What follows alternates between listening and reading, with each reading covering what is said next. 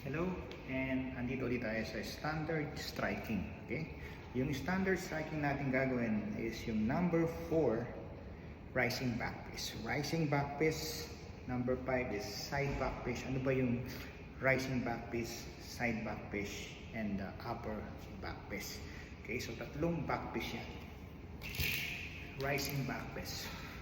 Kailangan itong tatama dyan. Itong dalawang knuckles na to. Okay, so hindi nakaganyan. So kailangan pag nag-close kayo ng kamay, kailangan ito. Itong dalawang to. Okay? Yan. Yan yung target natin. So rising back press. So yung rising back press, kinukuha siya dito pataas. Yan. So, ngayon, in actual fight, hindi mo na kailangan dito to. So pwede siyang ganun. Pwede siyang rising back press. Pwede siyang kumuha rin dito. Pwede kumuha na lang.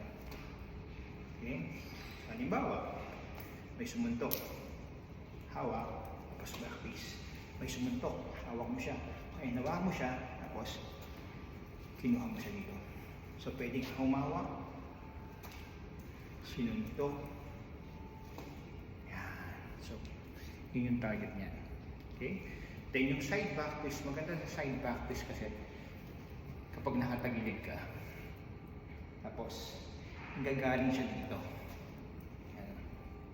Side back piece. So may nakahawak sa'yo, pwedeng yan. Yan, pasok yan o.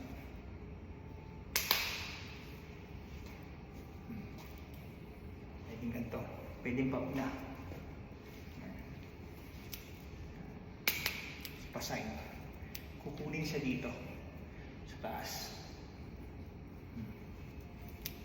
So nahawakan siya, hawak. May sumuntok, nahawakan mo siya dito. Kunin mo siya dito.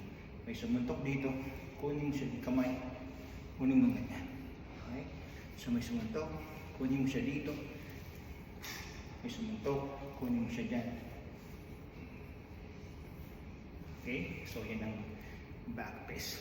Ang next natin dito ay tinatawag natin yung upper back piece. So yung upper back piece na tinatawag is nagsisimula ganyan sa palikod. So halimbawa may hinahawak sa likod. Ayan. Ayan. Kaya nakaganto ka. So, marami siyang movement na nanggagaling sa baba, pagharap, pa-upper. Okay? So, hawak. Then, hawak. So, iyan yung mga back press. Okay?